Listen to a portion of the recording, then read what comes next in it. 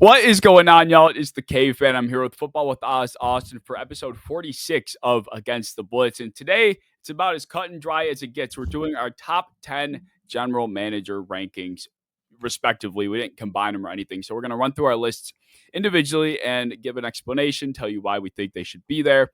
And it should fill up pretty much most of our time. I think this is going to be a pretty lengthy discussion. But before we get into it, of course, I do want to get in the habit of plugging our Discord. Very active, very fun, especially if you're into fantasy football. We talk, we mock all the time. So I'm actually running one like while I'm recording this. So if you're interested in doing a mock draft, make sure you're joining the Discord down below. We also offer a bunch of different stuff. And we also do have a Patreon that we offer as well. So I want to give a quick shout out to those guys. John Spytech, Bamanut, Calm Outlaw, Cappy Bar, DJ Green, Eyes, Hoshu, Spear, Michael Penis, Murderface, Nuke Time, and Sam and Strangers. So all of those guys are signed up. All of those guys are very supportive, but you don't have to be a Patreon member to show support. So we appreciate everybody. But Austin, what do you feel like the criteria for your general managers were? I struggled because I had different categories of guys on here. And ultimately, it was just guys that make good, aggressive, calculated decisions. Like whether it's through the draft, whether it's through free agency. I didn't really have much of a preference. It was just like who sees needs, who fills needs, who takes care of salary really well, and ultimately like who sets their team up for current success, but also future success. Yeah, I like that. I tried my best to take everything into account, but there are so many transactions that happen, especially over the course of some of these longer tenured guys' career. It's like tough to take everything into account. So I tried to leverage like what was more recent stuff that happened because there are guys on my list that have been around for a while. But I also was very big on the idea of making sure that these guys that I had here had like one big headliner move that they've made that kind of gave them their name. Like I feel like that's kind of a big part of it. There are other things that go into it, but we'll talk about all of them. But the signature move, if you will, I kind of was looking for that, and then how they did around that signature move and how it's done for them in the future. So also like another thing for me is like not having a signature move specifically like player wise, but I think having a signature, whether you are an elite drafter, whether you are an elite salary manipulator, you're fantastic at bringing in good free agency value. Like I just needed to see it like you're really good at one thing, like you have a little bit of a niche and you don't have a lot of real weaknesses. Yeah, absolutely. And keeping the blunders to a smaller amount is important to me too, which that's kind of hypocritical and you'll know why later. But anyway, do you want to go? Should we go like one at a time or should we go down I think we should just go one at a time. Like, I'll drop my 10, you drop your 10, I drop my 9, you drop your 9. We'll do similar to that. All right, let's hear your 10. Well, number 10, I have Kwesi Adolfo-Mensah from the Minnesota Vikings. And just a quick little background, the guy's 43 years old. He's still pretty fresh. So it was hard to put him any higher, especially because we haven't really seen how a lot of his draft picks have turned out yet. But the way he has handled this quarterback carousel, moving on from Kirk, getting good value from Darnold, moving on from Darnold, he has been a fantastic free agency signer. Like the way that he rebuilt the pass rush, they lost Daniil Hunter, immediately brings in Grenard and Van Ginkel for cheaper, and then makes the pass rush better. The way he built an offensive line this year from scratch, and now it's on paper a top 5 line in the NFL. Like I'm really liking what Kwesi's doing right now. Yeah, no, I was going to consider him an honorable mention. He did not make my list, but he's right on the cusp, like 11 or 12 if I were to extend it. And for every reason you named under the sun, even the way he attacked the defensive front, it's like kind of taking the Eagles like approach. You probably didn't expect them to want to go and get more help where they probably were the best in terms of getting pressure and the way that, Brian Flores is good at getting something out of what he has, which we've seen over the last couple seasons. They get pressure from everybody all over the place, but they still went and invested ultra heavy in free agency, specifically at the defensive front. And, they drafted Dallas Turner last year, which is a to be determined type of pick. But I do appreciate that sort of heavy approach to what I think is, outside of quarterback, the most important spot or area on a team. So yeah, he's right on my border. Yeah, I mean, especially the guy that got your favorite player, Donovan Jackson. Like Hell yeah. that has to boost him. Like a little bit of a reach in terms of like where he was kind of projected, but he gets a fantastic guard in the first round. Like I know a lot of people think Kwesi's not like the best drafter, which is true. Like that probably is his biggest weakness, but the UDFA's this guy gets are beasts. Like the guy got Ivan Pace undrafted, who is one of the better middle linebackers in the NFL. Like Mm, just can bring in guys like Blake Cashman for cheap, turn them into top 10 linebackers. Can just kind of have like a revolving door of DBs that just keeps on working because he doesn't have to pay him because the pass rush is so damn good. mm. So I think that like he's really smart where he puts his funds.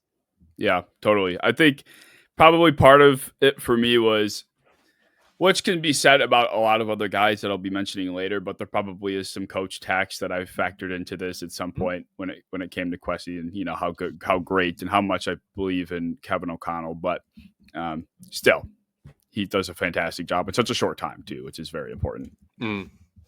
Yeah, and it's kind of hard to get like a young GM on here because like you haven't seen like a full revolution of their players. Like you haven't seen them have to retain all of their players. But we've seen Quincy do it a little bit. Like we've seen him with the whole Justin Jefferson fiasco. Like a lot of people were like, "Oh, he's getting traded to the Bengals. Oh, he's getting traded somewhere." But they found a way to pay him. And now looking back, like that was a fantastic contract because Jamar just got paid way more. Miles Garrett's getting paid like heavy quarterback money. Like they paid Jefferson a really good amount, Yeah, but like a really good value amount too. yeah. I mean, he what year did he get hired? Was he 2021, 2020? Let me see. Because Because he's I had think a few cycles now. he's been 4 or 5 years. 2022, like the beginning of 2022, January. Okay, that's even shorter than I thought. Yeah, I mean, he's done an excellent job. I think Yes, he probably would be on most people's lists. I'm probably the outlier. Which, speaking of outliers, and speaking of general managers that haven't been around very long, I at my number 10 spot do have James Gladstone.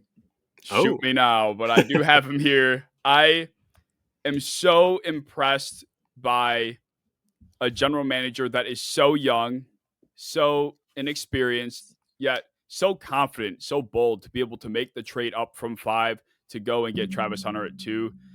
This is, of course, dependent on what you think of Travis Hunter as a prospect, because, there are the believers out there that he's just a snap merchant and he's not this generational player that only comes around once in a blue moon. But he is all of that. Whether he ends up being that in the NFL is up for debate. But there's no question what he is right now. And I yep, have so much respect for somebody that is able to be aggressive enough so young to make a move like that. And it only, and even though it's a projection, means that I think he's going to do great things in the future. I think he's already done a relatively solid job. He kind of cleaned house with a lot of dead weight that was kind of laying around Jacksonville. Like they let go of Gabe Davis, they released Evan Ingram too. Like they were cutting ties with some guys that probably weren't going to do this team much good. So I yep, think as much as this is a projection, it will be something that will be chalk in 2 to 3 years. And I think the Travis Hunter move is just a glaring example of it. yeah. I mean, people talk all the time about like value. They talk about, did they lose that trade? Was Travis Hunter worth however many picks they gave up for him? But ultimately, at the end of the day, would you rather have a generational prospect or would you rather have a pretty solid defensive tackle prospect? Like I would have traded a lot for Travis Hunter. So even if they lost the trade on paper from a numerical value standpoint, they got the far better player. Mm. And the Browns took Quinshad Junkins with one of those who just got arrested. So like they did not win the trade, you know what I'm saying? Like it's different. But the thing I like about Gladstone is he is very aggressively not aggressive. Like he didn't, aside from Travis Hunter, he didn't make a ton of crazy bold moves, Mm. but he did a lot of moves and he did them early. Like the first day of free agency, he was active, like signing pretty average players, but or even above average, like Jordan Lewis. But like it was things that they needed pretty bad. And I think that his willingness to move on from mediocre players that were being paid too much, people like Christian Kirk, people like even Evan Ingram, who's a good tight end, like they just didn't need him anymore.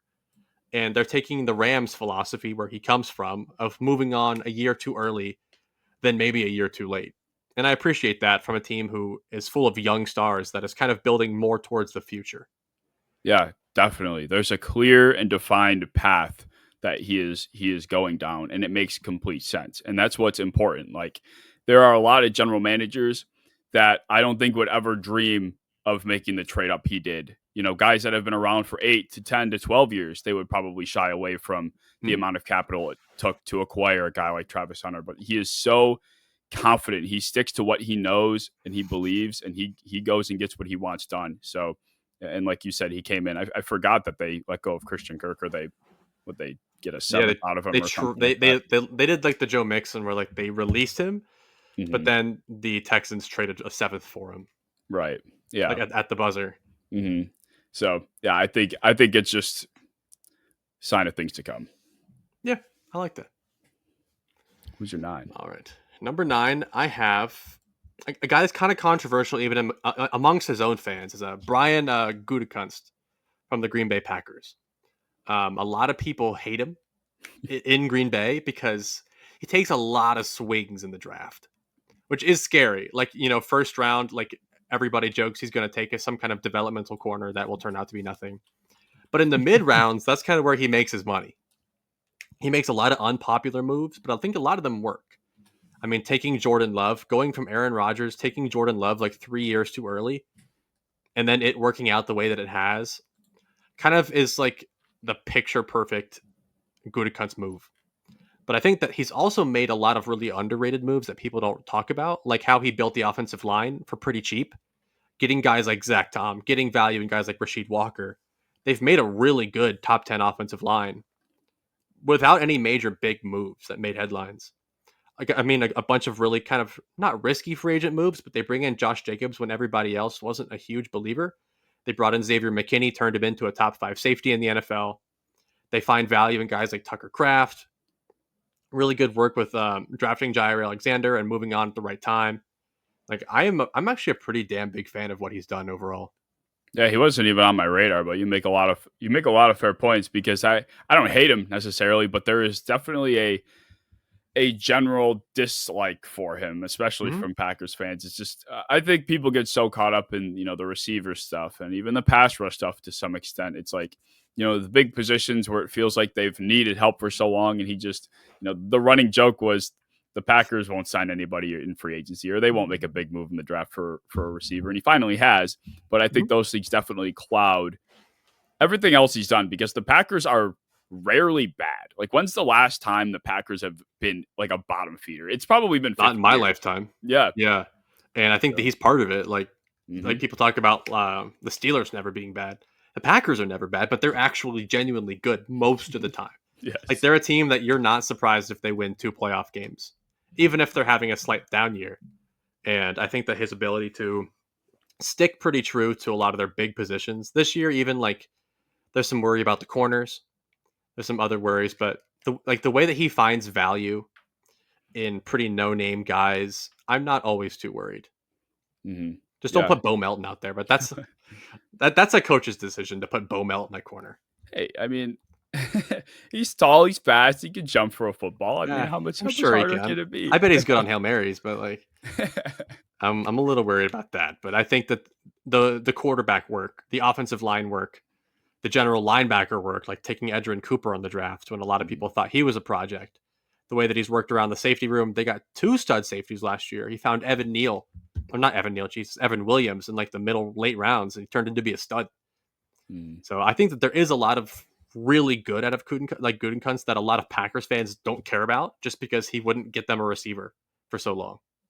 Mhm. Yeah, literally. I think that's I think that's what it comes down to is just the pure fact that he is a neglected receiver and they hate him for it, and that's all that And, matters. So, but Matthew Golden's really good. So here you go. right. Yeah, So take I it. like that. I at my number 9 spot, I have Ravens general manager Eric DeCosta. Hmm. He was I think a 2019 hire. And unlike a lot of the other guys on my list who I'm going to talk about like having a signature move or having that big headliner that kind of gave them their name, I don't really think he has one comparable to a lot of the guys on my list, but the Ravens at the end of the day have been a contending team for a while. He was the guy that made the decision to move on from Flacco to let, Lamar Jackson kind of take over the reins. And I think he's done a solid job drafting throughout the course of his career. Like his first class wasn't great. Like Justice Hill came out of that, which I mean, he's been a staple for that backfield. One of the only consistent staples of that backfield for the last 3 or 4 years. His second year, he brought in Patrick Queen, who I think he made a great decision letting walk. He goes to Pittsburgh. Mm, I think he recognized what Roquan Smith did for him, and that was another move. I would think the Roquan Smith trade at the deadline a couple of years ago is probably his defining move as a general I would manager say for that's his me best. Yeah.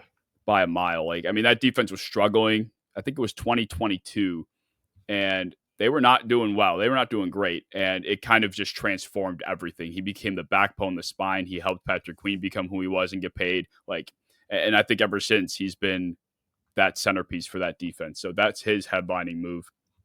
And now he's got Kyle Hamilton. He drafted him. He just drafted Malachi Starks. Like everything has been pretty solid. I just think there are some holes I could poke. Like almost every class, he's taking at least 8 players. It's like you're a contending Mm, team.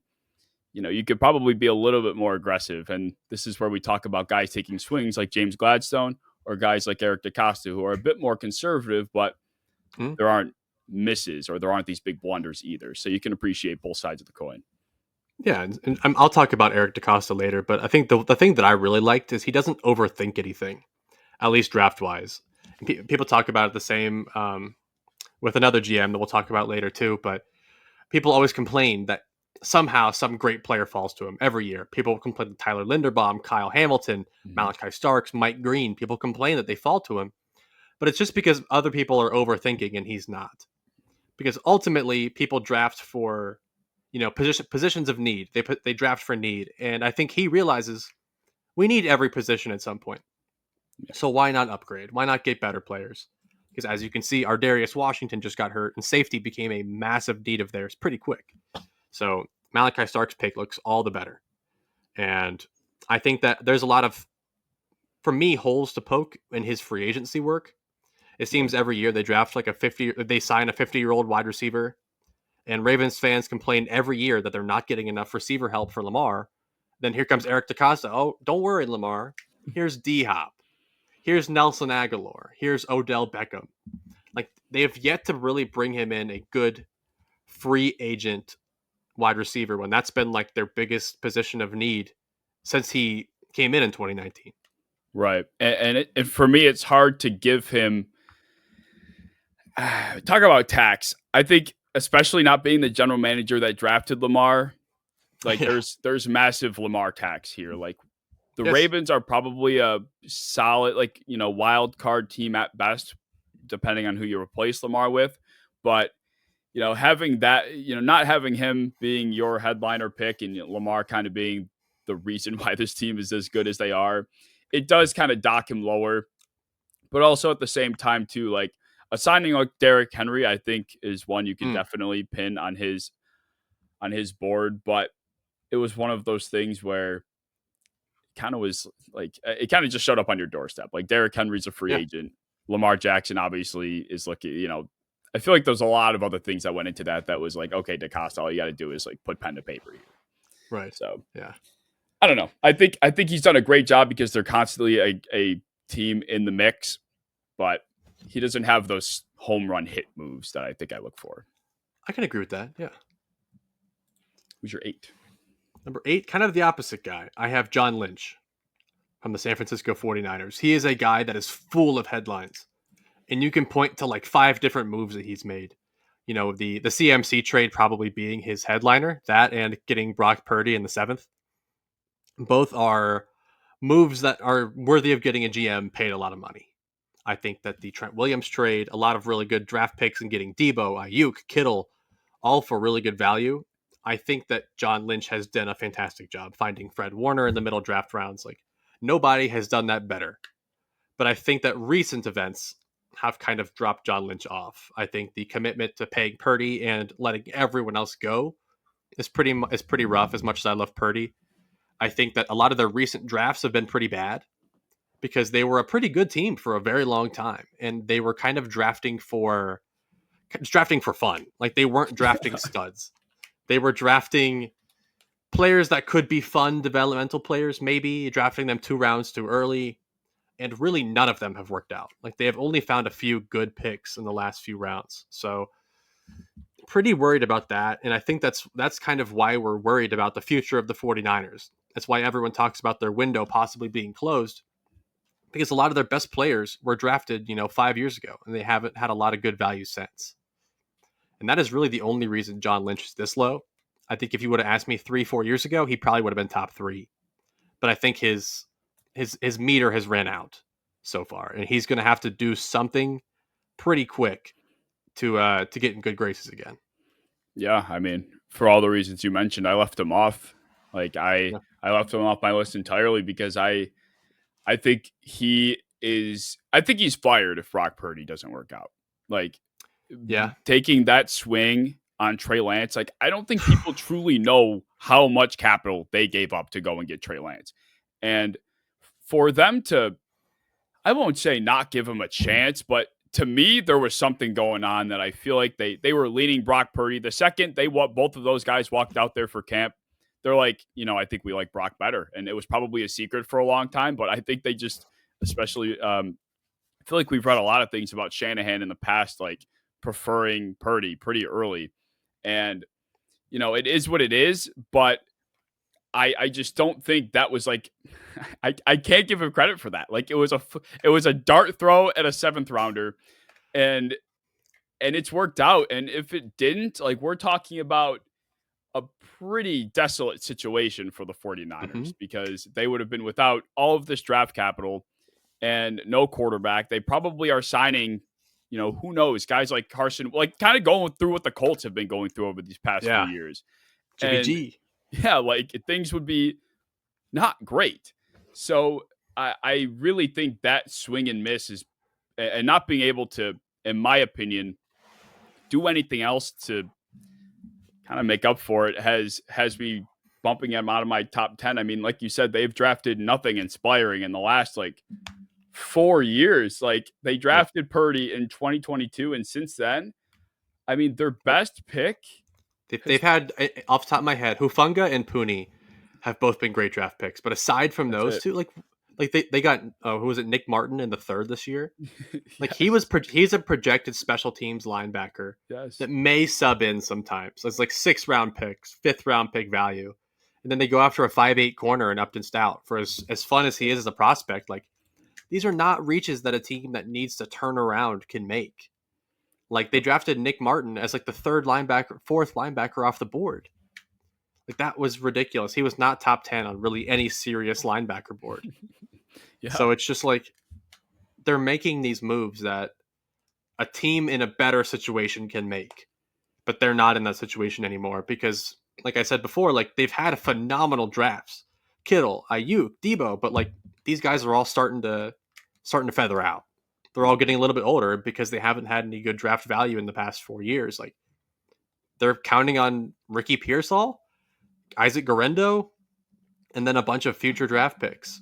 And giving up all those picks for Trey Lance is partially why their drafts haven't looked good. They haven't had any 1st-round picks, Right. except for like this year, and they spent it on a big defensive end that probably will have pretty limited impact early. Yep. Yeah. I mean, it's not even like like the picks that they have had from outside of the Trey Lance trade, he's done nothing with. And you say it perfectly. They draft like they're in a comfortable situation. They're drafting for luxury when they're not living luxurious. Like they are, they can be put up next to the Eagles. I would say over the last 5 or 6 years of teams that are just consistently one of the best, or at least they've had ceilings of Super Bowl hopes. But the difference between what Howie and Lynch have done is Howie has drafted for luxury, but he still attacks the positions that are actually like important, and he gets good players that will make impact, whether it's in year 1 or maybe year 2 or maybe year 3, but eventually they will be funneled in because guys are leaving in free agency or they have to let somebody go in a trade. Like whatever the case might be, there's always a next man up. But for John Lynch, like in 2023, we're drafting a kicker with our 2nd pick in the draft, and it's like, dude, what are you doing? It's like bad financial mistakes by a teenager, like that one, Yes. a small lottery or something for like $5,000, and they go out and buy like a $3,000 car part. It's like, what the Yeah, fuck are you doing? yeah, he don't need the Hellcat. Like it's No, not needed. Like exactly. Like, you got invest. one check, from the military, you blew it on a Hellcat. Yeah, exactly. Like, that's Like this exactly is how I think John Lynch has handled their assets. Is just a very irresponsible child that just, like you said, drafting for fun, which is it's fucked them. They are now in the position they're in because of John Yep. Lynch's irresponsibility. So that's Yeah, why I kept them off. and and I dropped him pretty far compared to where I think that he would be on most lists Yeah. because like it's hard to take away from what he's done overall. Like he has drafted phenomenally in his early to mid days, and he set them up himself for Mhm. crazy success. And they were, a handful of plays away from a couple Super Bowls. Yeah. So it's not like he wasn't a phenomenal GM at one point. He was probably a top 3 GM at one point. But the last 3 years I would say have been tough. Really tough. Agreed. Agreed. All right. Well, So who you at got at 8? number at number 8, I have a guy that also started off rough by taking a pretty big swing, but I think he's done a fantastic job at bouncing back, and that's George Patton, the Broncos GM. Hmm. He, of course, came in, and one of the first moves he made was hiring Nate Hackett to try and lure in Aaron Rodgers, which, of course, horrendously backfired. And then, well, in partial because he decided to then send a motherload package for Russell Wilson from the Seahawks, which he also, I think people forget, he paid and extended before Russell even played a snap. So let's say the first like 365, 400 days of Patton's go at it was not great. But ever since, I don't think he's had a miss. Like, I don't think he's done anything that I can say that was a stupid decision. Like, one of his headlining moves is 100% going and trading for the rights of Sean Payton. Like, that single handedly transformed the Denver Broncos. They are now one of the best teams in the AFC, or up and coming teams, because they go and trade for Sean Payton. He's completely altered the culture there.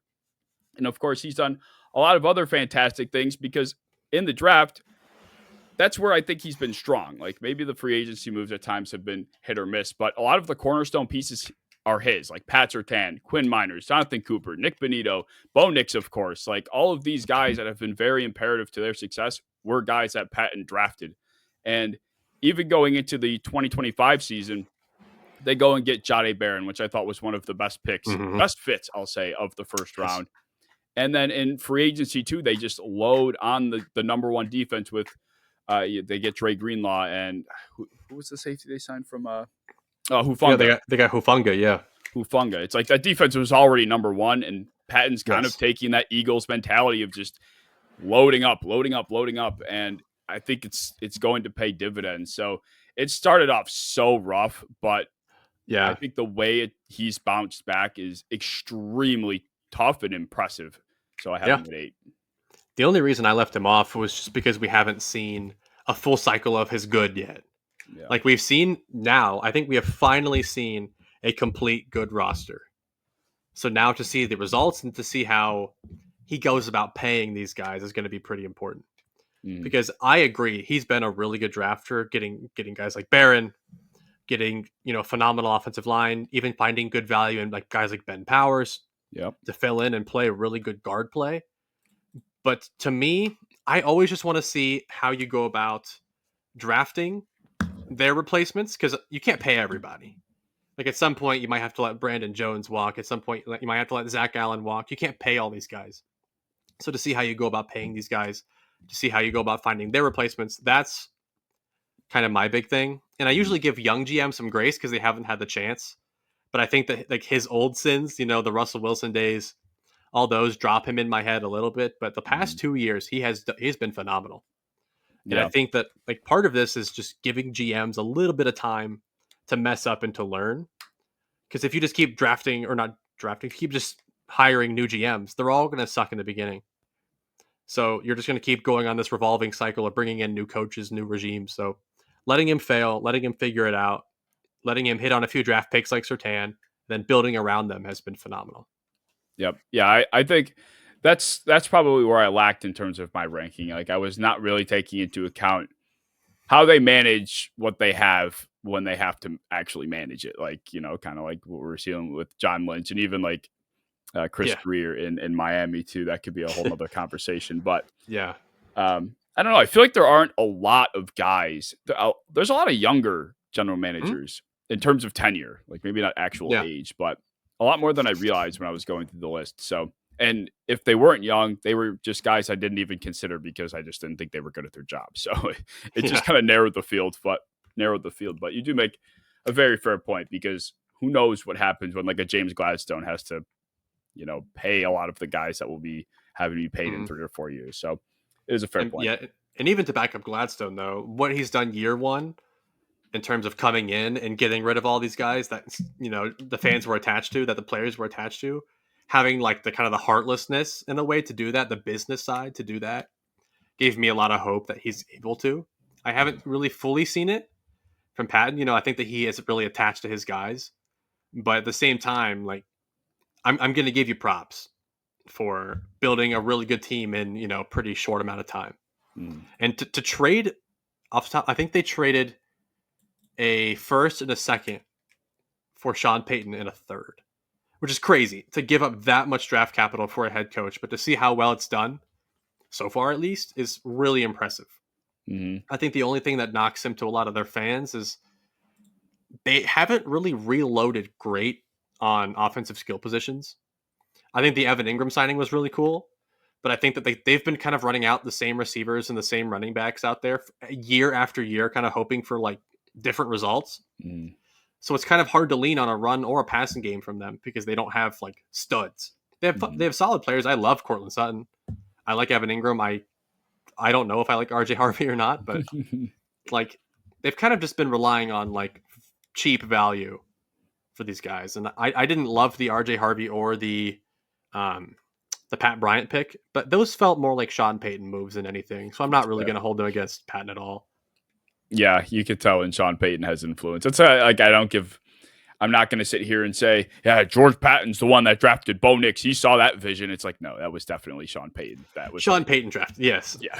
So there are definitely moves where I'm like, yeah, Sean probably did that. And he does deserve a ton of credit for the turnaround. But who the hell gives up that much capital for a fucking 70-year-old head coach? Like, Yeah, that's got to be fair. a little nuts. But he did it and it's worked out. So, Yeah, I agree. so. All right, moving on to number 7. Mhm. This is where I have the Brandon Bean, the classic long tenured GM who has, when you're a long tenured GM, you have a lot of good and you have a lot of bad. But I think that he has had a lot more good than bad, at least in the recent years. And I think that when you drafted Josh Allen and you made a risk, that gets to be your headline for a very long time. I think that the way that he has built a offensive line for pretty not cheap but pretty good value, like finding value in Deion Dawkins, finding value in Spencer Brown, McGovern, like they have built a top functioning offensive line for pretty cheap. I think he's done a really good job of retaining players. It's pretty rare that like a player like a Deion Dawkins pops off and wants to leave Buffalo. They usually like it there; they want to stay. I think he's had rock solid defenses for a pretty long time, and I think my favorite thing about him is the way that he finds corners from under a rock. Like he'll draft Kyer Elam, who is an absolute bum in the early rounds, and then he'll find someone like Christian Benford from Villanova, like out of nowhere, who is a All Pro level corner. It's ridiculous, but like that's where like it comes from. Is Brandon Bean makes bad moves, and then he just finds value in like the 6th round to cover it up. Yeah, he is like unbelievably good at drafting on day like halfway through day 2 to like day 3. And Yeah, then it's like you're very skeptical. Every year I feel like we're skeptical about what the hell he did in the first round or early in the second, but after that it's like yeah, he'll probably be a starter. Like we don't yeah, like this year with Darian Strong, right? That's his fucking yeah. name. I think that he will be probably. Yeah. Would not be shocked like if he's better than Maxwell Hairston at all. Yeah. Will not shock me. Exactly. And the fact that that's like I won't say a consensus opinion, but certainly a popular one and one that Yeah, Bills fans wouldn't be shocked by. It's like a good and bad thing, but it gives you confidence that Brandon Bean he knows what he's doing. It's like he does have some misses early on, but you could trust that there is going to be some takeaway from the class every Yeah. year, despite when or where that player was taken. But Mhm. yeah, you're entirely right. Like when you have Josh Allen on your resume, it's hard to knock that. Like it is And very that hard. wasn't a gimme pick either. Like Josh Allen was very much a project, and he was bad early, but they hung on. They had faith that like what they drafted will be better once he's coached up, and he is now, a top 5 NFL player in the league, in my opinion. So you get to hang your hat on that one, absolutely. The only things that I really held against him is I think that he's gotten some periods of like over conservativeness where he's like, we have a good squad. We don't need to do anything else. Like, I promise this team can win the Super Bowl. We just need to kind of make a few spots here and there and we're good to go. But I think from the Chiefs teams he was going up against, he didn't do a good enough job of building up the rest of the surrounding team. He was kind of just hoping that Josh Allen and company could get it done. And they just never did. And then I think the other issue that people look at a lot in recent memory is not building up around Josh Allen, kind of forcing him and the run game and the offensive line to do all the heavy lifting. They're like, we're going to trade out of the spot. We're just going to take Keon Coleman because he's our guy. We're going to take, Dalton Kincaid in the first round. These are all kind of just conservative picks.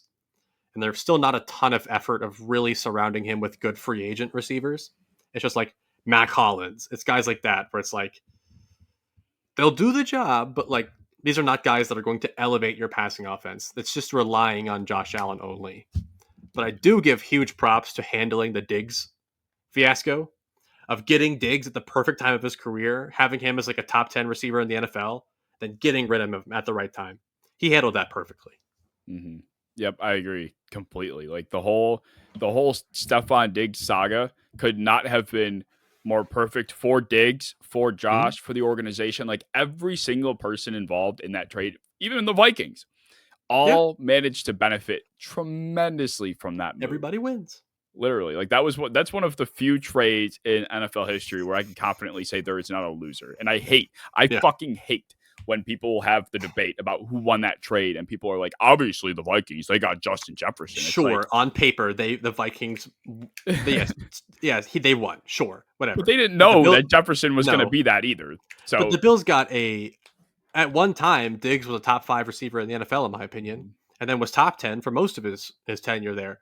So sure, yeah, you give up a generationally great wide receiver for another really, really, really, really good wide receiver at the time that meshed perfectly with what Josh Allen was trying to do. And he himself was partially responsible for helping develop Josh Allen. So I'll take it. yeah, that's invaluable value is Yes. escalating the development of Josh Allen. That's something that I think he always will deserve credit for, regardless of how things went down. Upon his departure, he does deserve a lot of kudos for the Yeah. receiver he was for such a interesting quarterback at the time. Yes. So he Yes. deserves a lot of credit for that. Yes. My number 7 is someone that I have gone back and forth on whether or not I should have had higher, but I stuck him here. I have John Schneider, the Okay. Seahawks general manager.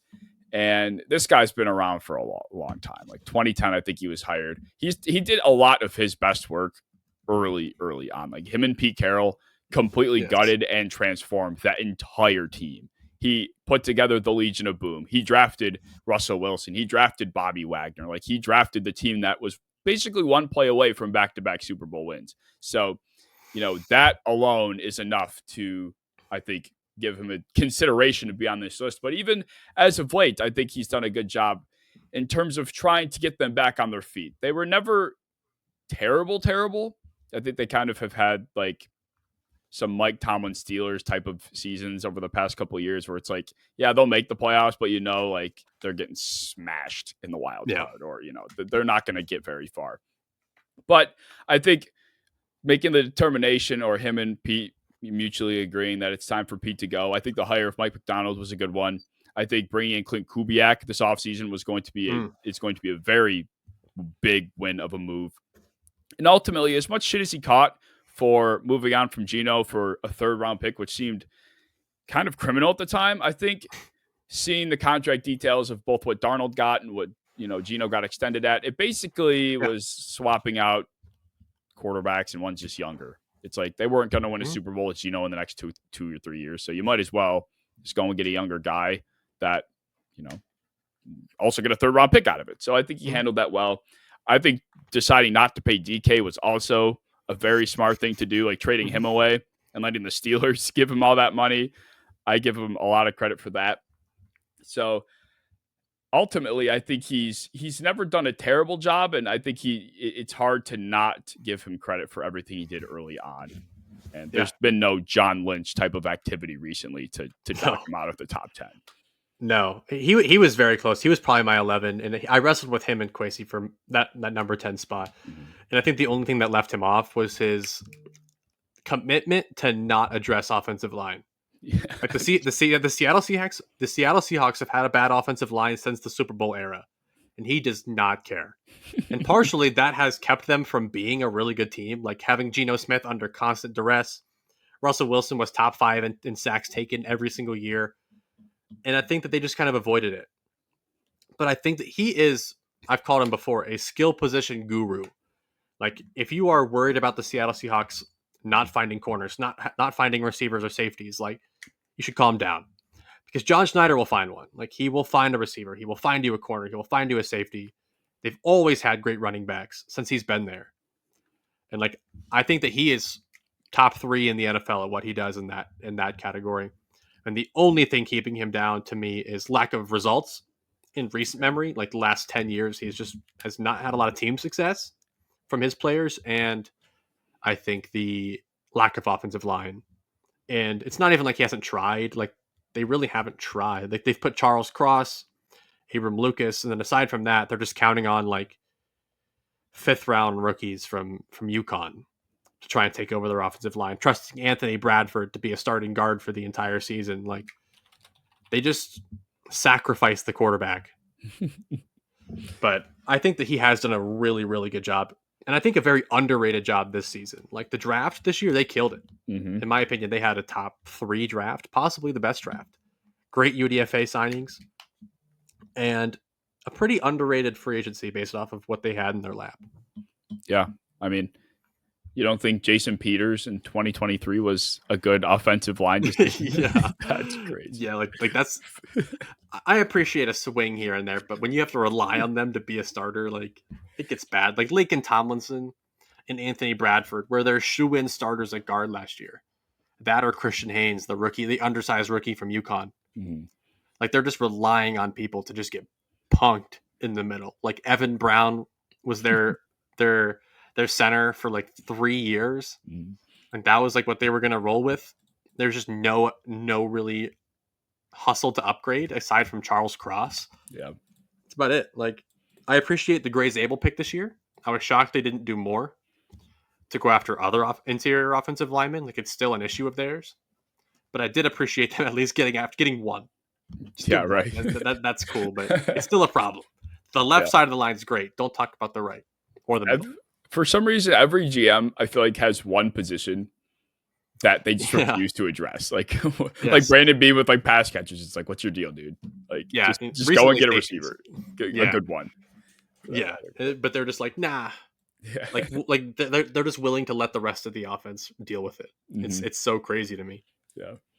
Yeah, that is true. But I think I don't know. Like the work he did in the early 2010s is just like top Yes, notch stuff. that's So hard to ignore. He was the cream of the crop for totally. a good 5 year stretch, and he was Absolutely. putting up some of the best football teams I've ever seen. So he does hold that still. Yeah. Who's your 6? Number 6, a guy that I honestly feel like I could have had higher. I really like him, Jason Light from the Buccaneers. Really, really like what he's done from the Tom Brady Super Bowl era to reloading into their current era, which is full of completely different players, but also has a lot of the same players too that they've kind of retooled around. When I look at him, I think of a commitment to wide receivers, commitment to having Mike Evans, to having Chris Godwin, and bringing in new guys like Ibuka and McMillan. I think he did a really good job handling the quarterback situation, bringing in Baker for really cheap. He has built a fantastic offensive line on numerous occasions with different offensive linemen. And he has always had really good play caller hires, going from Dave Canales, going from Liam Cohen. Like I always have trust that whatever they're going to do, they're going to find a really good offensive minded coach. Mm-hmm. Plus, getting Yeah. Bucky Irving is worth 1,000,000 points. Yeah. I mean, they've never had, at least recently, especially like going from Canales to Cohen was such a seamless transition. Now people are rightfully assuming the transition is going to be completely seamless again. And even though I've not been in love with the promotion of Todd Bowles, No, after Bruce Arians departed. I think he's done a better job than I've given him credit for in the past. I've said this before, he just strikes me as so uninspiring. Like in the locker room, what type of energy do you feel from Todd Bowles to like want to run through a wall for this guy or I like don't. ready to I've take down? heard really good things. Like I have Yeah. heard it's super fiery, but I've never seen it. Nope. It's just one of those things where it's like I guess I'll trust the players. Yeah. You're 100% right. I 100 like I have never seen him with anything but just like a straight, almost puppy look on his face. Where you're like, he's a good defensive mind, but you're just like, I don't know if he fully knows what he's doing just yet as a head coach. Hmm. He just has that weird look on his face that like that Liam Cohen low-key kind of has, which makes me scared about him being a head coach. But it's a strange feeling, and I think that was a questionable move. I do think that the GM isn't fully responsible for that kind of stuff. Like I think ownership's pretty involved in that. Okay. I think whatever stockholders really love Todd Bowles on that team, but Yeah. I think when I look at Jason Light, I just think of the reloading. I think that he saw a very small window with Tom Brady to win a championship, brought in a bunch of studs, a bunch of really good draft picks, built the defensive line with Vita Vea, built that terrorizing edge team that dominated Patrick Mahomes in the Super Bowl. Lost all those guys, lost Shaq Barrett, lost a bunch of these different guys, and then retooled and built a very similar kind of style of team with a bunch of different players. But Mm. they've held on to a lot of players too. Like they've held on to Antoine Winfield, they've held on to Vita Vea, held on to Tristan Wirfs, and they've built another really good team around young players. So it's like really, really cool to see how they've kind of done this full revolution of going from dog shit to really good to scary to really good again. Mhm. Yeah, I mean, you would think after Brady left and all of those guys that were around kind of start to fall out or leave, that maybe they wouldn't be good. Like, quite frankly, maybe that would be the I end of thought the that. Bucks being relevant, and that's not been the case at all. Like, he deserves a ton of credit for the Baker Mayfield thing. I would say that's probably his headlining move. I can't think, like, as much as I want to give him credit for Tom, I think what you said in terms of how he built around Tom and prepared the team for Tom was something he deserves more credit for, because Brady was probably like, I just want to go somewhere warm. And Yes, and then he like I think he's like you have Mike Evans, Chris Godwin, and a yeah, fantastic defense over here. He's like cool, yeah, right. like really So cool. it's like Derrick But like Henry for DaCosta, but yes, like I think he did a really good job of building the team Tom wanted. yes. Like willing to bring in Gronk, willing to do all these things that Tom Brady wanted. Hmm. So I do give him credit for that. Like he may not have been the one contacting Tom Brady's agents, being like, Yeah. "Hey, we got a sweet deal over here. Like this is the worst franchise in the history of football. We're going to convince you to come over to our team." Hmm. Like that's hard to do. But I think that he did such a good job of convincing him with their drafts, with their free agent signings. Like I do give him credit for that. So to me, that really is his like headliner. Yeah. But then a lot of the recent stuff of like player retainment, keeping Mike Evans a Buccaneer this entire time, bringing back like being able to convince Chris Godwin to come back for a pay cut, Yeah. finding success at really every single position. Like I think that he's done a pretty damn good job. Yeah. I don't disagree. I don't know. I think that one, maybe I'm just discounting the signature move for the whole Brady era a little much, but I think that was the big reason why he wasn't in my list, because it just didn't feel like he had that slam dunk. But he did win a Super Bowl, so I guess the Yeah, results should speak for themselves. Like, yeah, who am that's I? kind of what I'm going off of. At number 6 for me, I have Texans general manager Nick Hmm. Caserio, and this guy I feel like is almost underrated. Like, he's done Mhm. an excellent job since 2021. He was the one that hired D'Amico Ryans, which has been a massive move for them, of course. He drafted Nico Collins in the 4th round in his first class. The, of course, big swing he took was not only getting CJ Stroud, but then trading back up to 3 for Will Anderson, which was widely criticized Mhm. because of how much he gave up. And that really turned this team around. Like getting your cornerstone defensive end and then your quarterback in the same class and being arguably an AFC champion contender in their first year, like that's pretty impressive. And it's all because of Caserio. But he also made the Deshaun Watson trade. Like, obviously, that was bound to happen. Whoever was in his seat was going to make it happen. But he got Right. a pretty damn good haul out You of got it. a hefty amount. Like, Yeah. to be able to get that despite all of the smoke that was coming out of that chimney is pretty insane. And the other thing I think he kind of deserves credit for, which I guess is something we'll see, is the Tunsil trade. Like, I think that's something that a lot of people saw and were like, what the fuck are the Texans of all teams doing, trading their only good offensive lineman? But he also got a pretty good haul out of that as well, that I think Mhm. is only going to benefit them in the long term. And I guess that depends on how you feel about their approach to this season. Like we've talked about it so many times, if they're just going to go, let CJ Stroud shoulder a ton of responsibility and surround him with weapons, kind of Mhm. the Bengals approach. I appreciate that. If you don't, Yeah.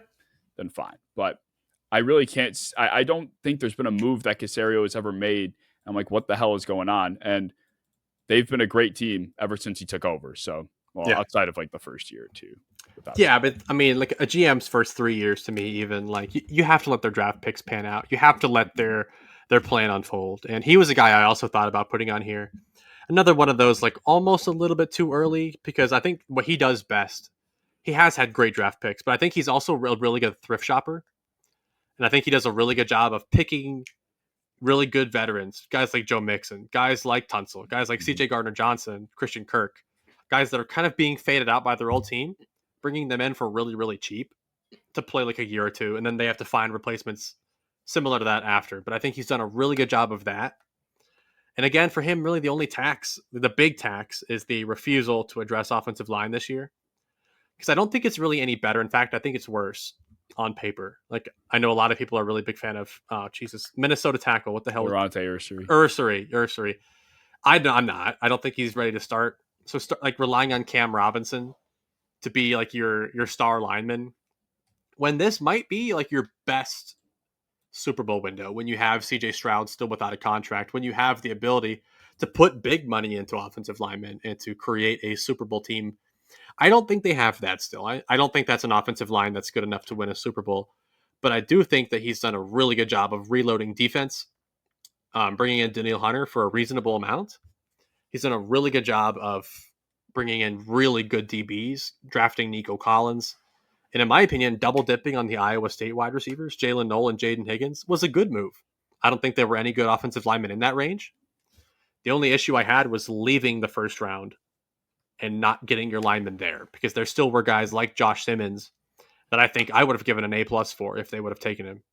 So I do appreciate them going for a bunch of capital, getting rid of Tunsil, getting rid of your first round pick for more capital. So they're set in terms of draft picks. They're set for the next 4 years. It's just like this is my favorite window when a quarterback is still on their rookie contract, and I'm a little scared that they're going to have to start getting rid of their other really good veteran players to keep them on the team.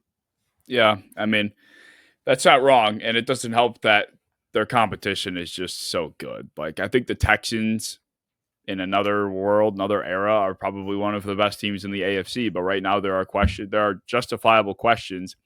And it's not just because of who they are, but it's because who they have to compete against. It's like, Yeah. these can be big enough blunders to where, it eventually hauls them down. But their defense is really part of why Hmm? I also keep them in consideration. It's like, yeah, the offensive Yeah. line might really hold their offense back, but they have arguably a top 3 defense in football. And, he put that together with he drafted last year. He drafted Stingley. He's done great work up front, as you mentioned. So if that defense is as good as it should be, I think they will have to have such a high floor off of that alone, and a quarterback. Like that is enough to be good. Well, their division sucks too, so like there's Mm-hmm. no reason why they can't win 11 games a year from here on out. They have an elite pass rush, elite secondary, which is not talked about nearly enough. Guys like Kamari Lassiter, Petre, no one really talks about these guys. Maybe because Derek Stingley's still there, and Stingley was a little bit of a reach, like because I don't know if people remember, like people were kind of shitting on him as a prospect after his senior year Mm-hmm. or after his junior year because he was giving up a lot of touchdowns, and they took that risk to draft him. And now he's, in my opinion, a top 3 corner in the NFL. So really good work for them. Nico Collins, another really, really good pick. Really, really good development plan for him.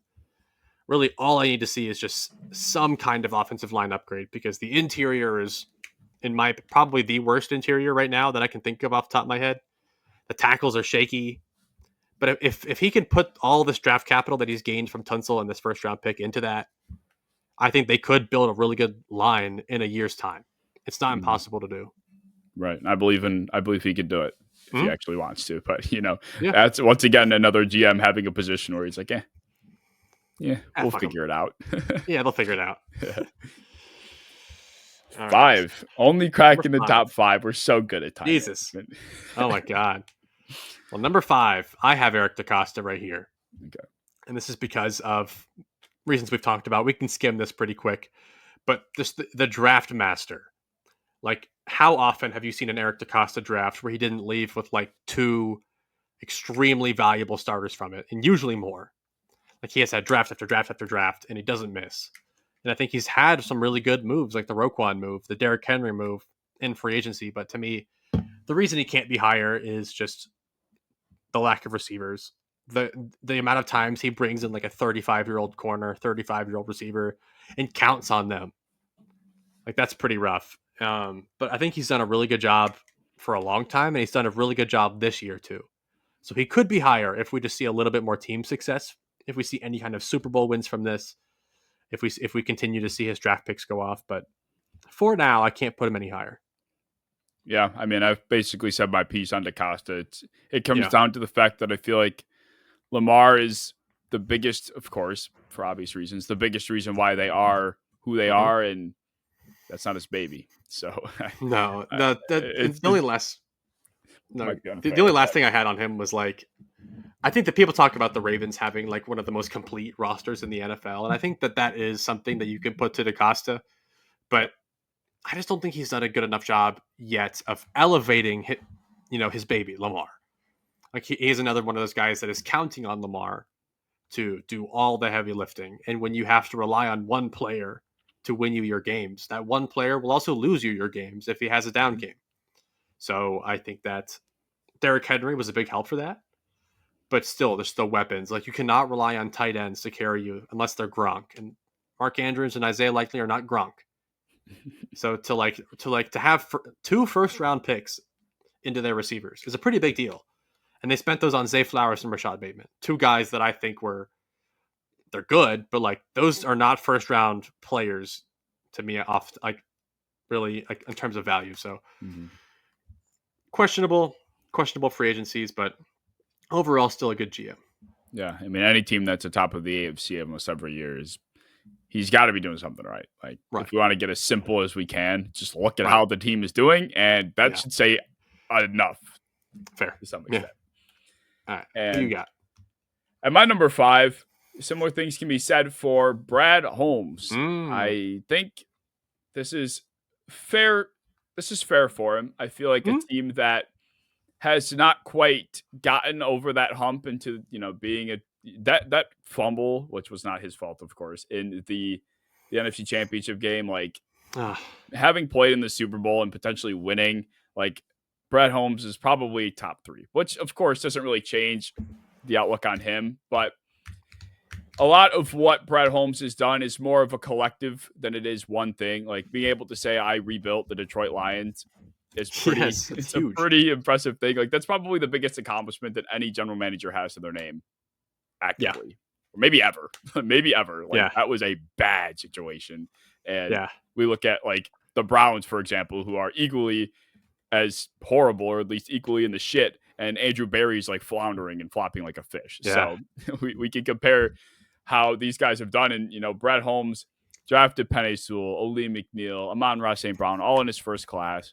The trade for Jared Goff, barring, the expectations at the time, has worked out tremendously in their favor, extending him up in the air. But he's not just rebuilt this team doing anything traditional either, which, as much as I hate, I've come to appreciate. Like, he just does not give a shit what anyone says about positional value or what you should and shouldn't do. Like, he traded up for Jahmyr Gibbs and then took a fucking linebacker in the first round, and then he goes and he trades like 3 picks away for Isaac Tesla. It's like all of these things that he's doing. It's like why?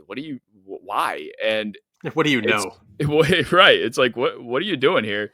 But it's worked. So Yeah. I think he deserves a ton of love for just simply rebuilding the Lions. I mean, I don't have to say anything else. He's done that. I think also having, I mean, I'm going to give a spoiler. I have him as my number 4 GM. So I don't have to go too much farther into it later. He is, like you said, responsible for rebuilding the Lions. That is a feat that very, very few men have been able to say. Probably none, actually. So, like you said, the 50-50 in the Goff and Stafford trade um, worked out incredibly to reach on Jahmyr Gibbs, to get David Montgomery when he was kind of an afterthought coming out of Chicago. Like he was extremely inefficient. People thought he was kind of just this like Jordan Howard style running back, extremely impactful to them.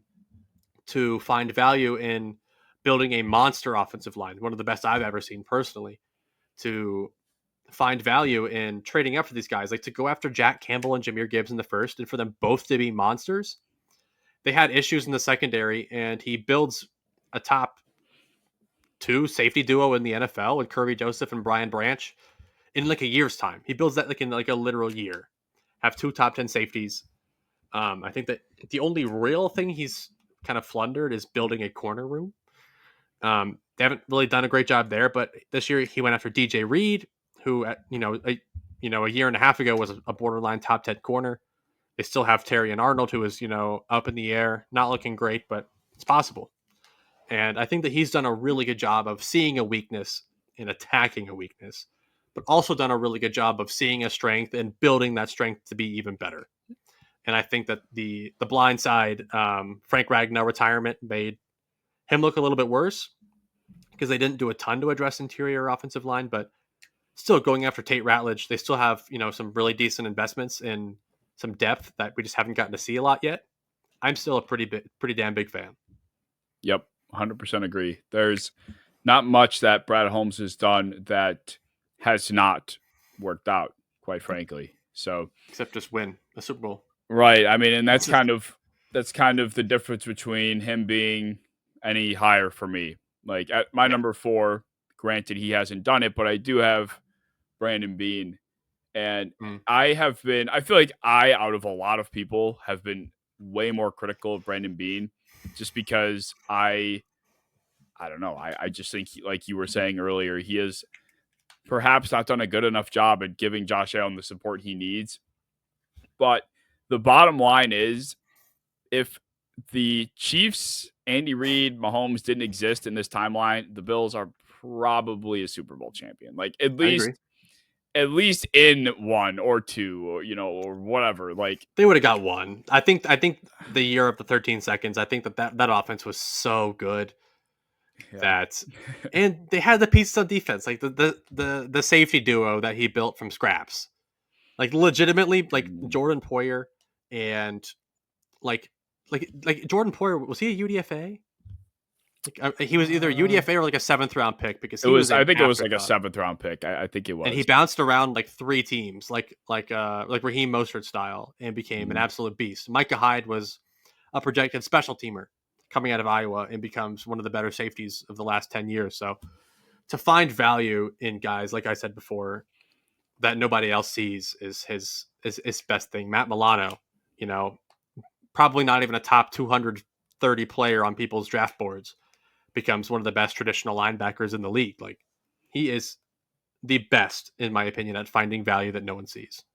Yeah, and something else that I think he does so much better than other teams that I'll mention is he always gets ahead of the market. He never sits on his hands and waits to pay players and gets himself in situations where you're like the Bengals with T. Higgins versus Trey Hendrickson, or like the Cowboys and what Jerry Jones does. It's like he doesn't sit on his hands and wait. And now you get a guy like Christian Benford, who's a probably top 5 man-to-man corner in football, in my opinion, for pretty average rate. I think it's like 19 annually, at least at the time of his signing, and that is pretty damn good relative to the rest of the corner market. So, and he's always been great at that. So that's something that a lot of other organizations would love to be able to say their GM is able to do. Like I'm sure you would love if the Bengals Yeah. weren't finding themselves in these predicaments year after year where who do we pay or what are we going to do? It's like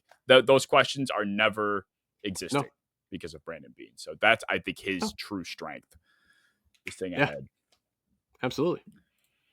But the other thing I did want to mention about him, which was also widely criticized, was firing Ken Dorsey, which I don't know why. inside of Buffalo, that we were like crying for Ken Dorsey to be gone. But I Yes, I remember remember like that. Mina Kimes and like even Theo Ash to some extent, like a lot of like bigger creators or bigger like people in the space were like, Josh Allen's just kind of sucking and they're just blaming Ken Dorsey for it. It's like, what the fuck are you talking about? Like that's not what's happening. Like anybody that watched the Bills on a week to week basis would know that was not what was happening. But advanced analytics and all of the deeper numbers were like, Ken Dorsey's not doing a bad job. It's just, Josh is kind of making dumb decisions. And it's like, oh my God, like that was the most frustrating narrative of all time. They go and they fire the guy, thank God. And then they bring in Joe Brady and they haven't looked back. And they have leaned into an offensive structure that I think if you're not going to invest in much skill position players makes complete sense for this team. So, and I Right. think they've been better off, way better off. Yeah. Absolutely. Fuck, I Good for hate him. that time period. Oh my I God. know. I remember You have a seeing great so OC many though. videos and stuff and like clips of people saying like, "Oh, this is stupid. This is dumb." Ken Dorsey scapegoated. I'm like, "Oh my God!" Like, There's a reason he can't hold down a job right now. yeah, now he's out of the league, or at least Yes. not a He went to primary OC or he anything. went to the Browns, right? And then had like a shit show for a year, got released, and now he's done, at Yeah, least for the time being. So yeah, clearly was a good move to move on. If the Browns don't even want him. seriously. But my number 3, I have Brett Veach from the Chiefs. And I know there's the tax. You have the Andy Reid tax, you have the Mahomes tax, but who the hell traded up for Mahomes? Mm-hmm. I know Andy Reid had a pretty big voice in that, but for a GM to be willing to trade up for such a project that Mahomes was felt to be at the time, like I don't think people understand enough what Mahomes was as a prospect. Like he was not safe. Like Mahomes felt like Drew Aller as a prospect. Like you see like this beast of talent and production, but like the turnovers were horrific. Like the mechanics were awful. He was a project, and Brett Veach was willing to trade up pretty damn high for that, and it worked. But I think also people don't understand who Kelsey and Tyreek Hill were as prospects. Like they were mid-round guys for a reason. They had crazy question marks, and he turns them respectively each into at the top of their position for a very very long time because he saw a vision with these guys. But he also has the ability to get high-end profile guys, Chris Jones, Trent McDuffie. Like he has been able to find really, really good defensive value and offensive line value. And when you look at a guy that has a lot of weaknesses, I don't think Brett Veach has really ever had a true weakness as a GM. Like in recent years, you can say receiver, but he found Tyreek Hill. He's found Kelsey, who's basically been a receiver. Like really, the Chiefs never have a true weakness before injury. Yeah, I mean Brett Veach, he was. I think because he got hired in 17. Because I was reading Mhm. about it, of course, while making this, and he I guess John Dorsey, which I thought Veach was like around a lot Mhm. longer than he's been. But anyway, he was like, I think the assistant vice president, whatever long ass title he had, but he was Yeah. important, of course, but he wasn't like a primary decision maker. But I guess he was the one that kind of scouted out Mahomes and he was like, we got Mhm. to get this guy. We got to get this guy. And kind of convinced, the big decision makers to go and get him. So, I mean, whether he was actually labeled GM or not, Mahomes was his. He was responsible. Like he has Yeah. been for years tied to Mahomes, and like that has Mhm. been the reason why he's been paid so well as a GM. Right. I mean, and all of the rookies. I think something Veach has done so well, which also you could say is credit to Reed or to Spagnuolo, but it feels like every time they're on these Super Bowl runs, there are rookies making plays. So there's these Mhm. high impact players that are rookies that you might look at on paper and say might not be anything, but because they're in Kansas City, oh yeah, Yes, they're bound to be great. That's what happened with Worthy. It's like, oh, it's okay. The Bills passed on Worthy. He's got all these concerns or whatever. It's like, well, now the Chiefs have him, and of course he's going to be good because now he's a Chief. terrorizing. Yeah, So and like I think that they draft the exact same player every time. They draft George Karlaftis every single time. They Mhm. draft Leo Chenal every single time. It is these guys that have a pretty limited ceiling. Like you know that they're not going to be monsters, but you also know they're going to come in year one and be disruptive. Like Mhm. very rarely, except for maybe off the top of my head, Felix and Enrique Uzama. Like outside of that, in recent memory, have they put heavy investments into a early pick and the guy didn't become impactful off the jump? Mhm. And they have plans for these guys. Like they drafted Jaden Hicks. He's immediately replacing Justin Reed, and he's hitting the ground running. He already looks fantastic. Like they have plans for years in advance on how to replace these guys, and they do it better than anybody I've seen. Yep. And another big thing that he should get some love for is he was kind of at a crossroads when he had to pay Tyreek or Travis Kelsey. Like I think that was really Mhm. what it came down to. And he decided to trade away Tyreek Hill. And that was like supposed to be the end of the Chiefs. Well, I think he made the right decision in keeping Kelsey instead. Yeah, So won some Super Bowls out of that. So yeah, I mean, that's a big move to say I traded away Tyreek Hill. My team won a Super Bowl the immediate year after when everyone yeah, thought we were going to suck. Like that's a yeah, pretty big deal. So Brett it's Beach, pretty. 100%. It's a top three Yeah, GM, absolutely. and he was my three as well. I don't There know you if I go. said that or not, but yes, he You was did my not, but that makes it a lot easier. three. So we might have the number two same then. Would that be less need? Yes, it is. Less need. And like I didn't look at a lot of lists, but I've heard a lot about like Brett Veach, Eric DaCosta being all top two, top three guys. But the things Les Need has done from the GM position, it's like surgery. Hmm. He does not miss. You look to his early days, drafting Aaron Donald when everybody thought that he was just a midget. When you draft guys like Cooper Cup, who was a little white dude from Eastern Washington, it's a big risk. Drafting guys like Puka, all guys that are top five at their position for a very long time. Aaron Donald, the best defender I've ever watched. And those are just his earlier days. Like the trade for Stafford worked out tremendously. The ability to go from regime to regime to regime, completely different styles, and he adapts. Like now, all of a sudden, they have an insane artillery of pass rushers that they've built in like 365 days. Like they went from nothing to Byron Young, Jared Verse, Braden Fisk, Kobe Turner. Like they gained all these guys in like a year's time, and it's insane how quickly they can turn around any position that they want, while again not really having a lot of weaknesses. No one thought the Rams were going to be a contender just a Oh, few years removed from going all in for that Super Bowl. Like, that was it. That was they pushed their chips to the table, they won their one ring, and it's like, okay, now we won't hear from the Rams. We won't hear from the Rams for a while, but immediately the year after they surpassed expectations, and since then they've only gotten better. Even being able to retain Stafford this offseason was a pretty big deal. We talked to Jake Ellen Bogan. I hope I said his last name correctly, but we spoke to him a few weeks ago, and he was saying it was a real possibility Stafford could be gone, but they made it work. And he was also the one that hired Sean McVay, so it's a pretty strong thing to say as well. Like you hired one of the best offensive minds to ever exist, and now he has a tree, and he's the root of it that's been growing ever since. So he also got Eric Weddle out of retirement somehow. Like I don't know yeah, who did the heavy lifting on that, but that's insane. it's him. Like he's like to be the F them picks guy, and then to be like the wait. I like them picks. Like I Mhm. am going to draft a monster team, and now he's kind of back to being like a yeah F them picks again. Yeah. Like he could do whatever he wants because he's a monster drafter, but also like somehow is ridiculously good at just convincing anybody to come to his team. That like it's Yeah. insane.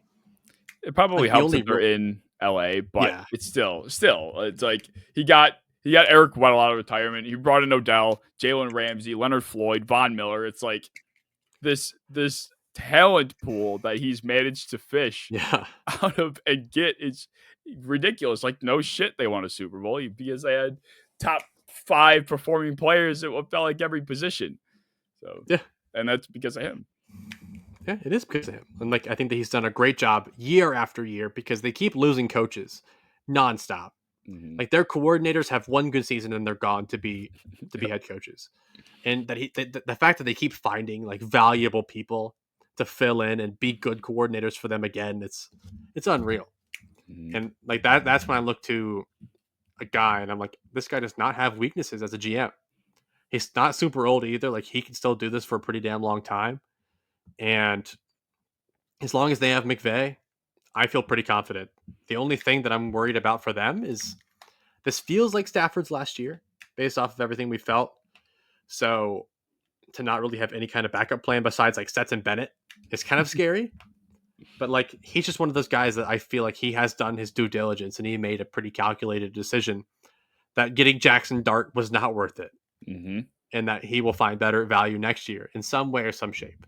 They'll make a trade, they'll make a signing, and it'll work out again.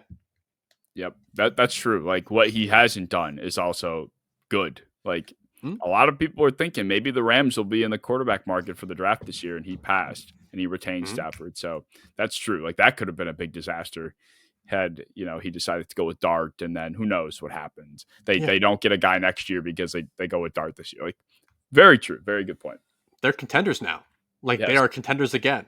Devontae Adams also happened. I forgot about that. Yes, Devontae Adams, who is, in my opinion, a pretty stark upgrade over present-day Cooper Kupp. Mm-hmm. And I think this offense looks better than it did last year. And the defense, in my opinion, looks better.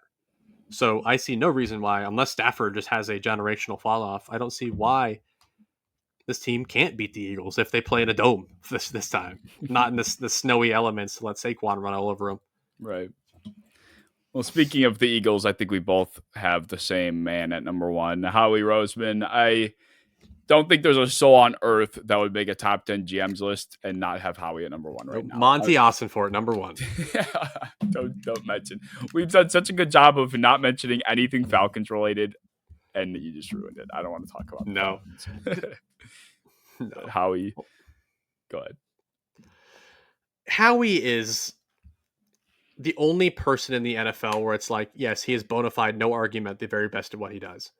I wanted to do Les Snead just to be different and to feel smart, but like, Howie Roseman has been doing it for so long, and to be like the master of trades is like a scary thing. Like, that's a Madden thing where you're like, oh shit, the Eagles made a trade. Who did they just fleece? Mm-hmm. That's how it feels. Like, every draft, like how the hell?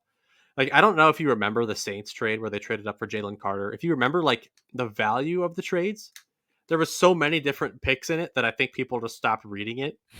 But I think that they almost won just from a pick standpoint. Like, the value that they got in the picks was almost equal. And then they got Jalen Carter on top of that, which was insane. So they just fleece everyone. They got a first rounder for Carson Wentz, a first rounder for Sam Bradford.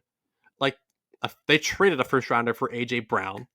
Like, every time they make a trade, you're like, holy shit. Like, let's get rid of Hassan Reddick, and he won't even play for you next year. Like, they will do anything that they want. And on top of that, like, you have crazy signings like Zach Bond, who had like 30 tackles last year, comes in as a first team All-Pro. Like, to sign guys like Quinyon Mitchell and Cooper DeJean, to draft them back to back, and immediately becomes one of the best young duos of corners in the league in a long time. Like, he does not miss ever. Mm-hmm. Yeah, I mean, you could even talk about the job he's done with his coaching staff. I mean, as much as I cannot stand Nick Sirianni, he's got Nick Sirianni in a position where I think Nick's job has got to be the easiest in the world from a head coaching standpoint. Like, all he's got to do is be the hype man. Like, what else does he have to do? Like Vic Fangio's doing all the heavy lifting on defense, and I think that Kellen Moore was doing all the heavy lifting on offense. Like, he didn't have to do shit. He built an offensive line out of a bunch of monsters. He finds some rugby player, turns him into a first team All-Pro left tackle. Like, yep. And I think that the thing that people don't understand that Howie Roseman does so well, we were talking about it with Brandon Bean too, is that they quietly extend everybody really early. Like, I didn't even realize they've already extended like every lineman they have, all of them, for pretty cheap. And same with Devontae Smith, same with AJ Brown. They're all extended. They're all good to go. Like, you are not worried about losing anybody. They get rid of guys, not get rid of, but they let guys like Milton Williams go that are rotational pieces. And then they bring in other ones that do just the exact same thing. Like, they are not worried about losing their stars at all, and they won't. Nope. The Eagles are what the 49ers could have been if John Yes. Lynch wasn't being so reckless. Like they're just a factory of talent at this point. The Eagles are like Hmm? it's almost in a negative way. Like it doesn't matter what the names of the players are. You just know they're somehow going to be good. Like Yeah. just cycling through different players up front and different guys that are coming in that are big, maybe projects, but you know they're going to work out. They're Eagles. They're wearing Eagles jerseys. They're bound to be good, right? Like Johnny Wilson is on the field. It's like he'll make a play maybe at some point, It's but it's like horrific, just but because like, he's if he was on any other team, it's like Johnny Wilson's yeah, probably not yeah. considered to be Johnny Wilson in a usually Titans close. uniform is He's much different than yeah. an Eagles uniform. Thank Yes, I you totally for agree. articulating that Yes. for me. But Yes. even like the what I can't remember if it was criticized or not, but drafting Jalen Hurts and all of that going down the way it did, like Crazy criticized. yeah, like that was a Crazy big deal criticized. to go and get Yes. Hurts. Another project, another guy that was so just raw. Like Hurts sucked like as a He passer. Like he was stunk. not good. Yes. And even his first And year, it was rough. Like I remember, didn't they make the wild card his first year and lose like yeah, they got 30 to dismantled by 3 the to the Bucks. Bucks? Yes. Dismantled by the Bucks. Yeah.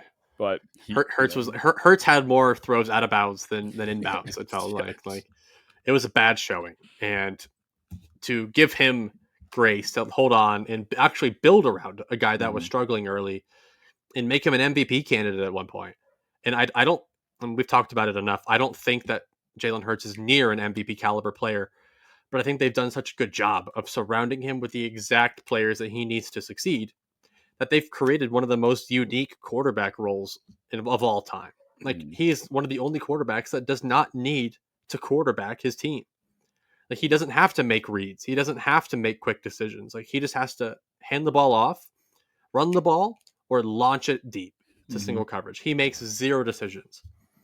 And he does a fantastic job because they've just surrounded him with the best support system I have ever seen for a Yep. quarterback. Comfortably the Hmm? best. It's not fair. It No, sometimes makes me very sad. Like it's that's what one I of get. it's like the best hypothetical is just to say what would that quarterback look like with the Eagles? And it's like Right. it's like they probably like Herbert in Philadelphia. They might have Oh, 2 Super Bowls, 3 Super Bowls. Like who they wouldn't knows? have a lot. Like when you think about Jalen Hurts on the Chargers, they're not Yes. making the playoffs, man. Like as much as people like to say Hurts is better than Herbert, Yeah. they're not even the same breath. Like you Mhm. cannot tell me that you've watched Hurts and Herbert play, and you would prefer Herbert or you would prefer Hurts if you were starting your own team. Yeah. You would not do that unless you were dumb and blind. But I think that just speaks to Howie Roseman too, to have, in my opinion, a little bit of a lack of, you know, carrying from your quarterback, but just to build a team, a full football team that can carry a quarterback is crazy to me. So when he has games where he does play well, because he's not the worst quarterback in the world, he plays well. They're unstoppable when he does, Mhm. like we saw in the Super Bowl. Yep. Yeah, when Hurts is So when Hurts is locked in, the team it's over, and that's what unstoppable. I think it was Spagnuolo and was interviewed after the Super Bowl this past year, and he said like something to the effect of if we can't throw Hurts off, like we're done. And that's Right. exactly what happened. Then he just, I remember the first one-on-one ball went up and they came down with it on third down. It's like, yeah, this game's over. That's the situation. They have to get Hurts in is a third and long where he has to pass. And if he's Yeah. hitting, it's game over because there's Hmm. no other way to get them off the field. So, and that's what happened. And they Yep. lost by 20 points. So Yes. Defense, crazy. a lot of credit, but yeah. Yeah. Building a The team only, that beat the Dynasty Chiefs by 20 yeah. in a Super Bowl is insane. Yeah. Damn. But, Well, that's sad.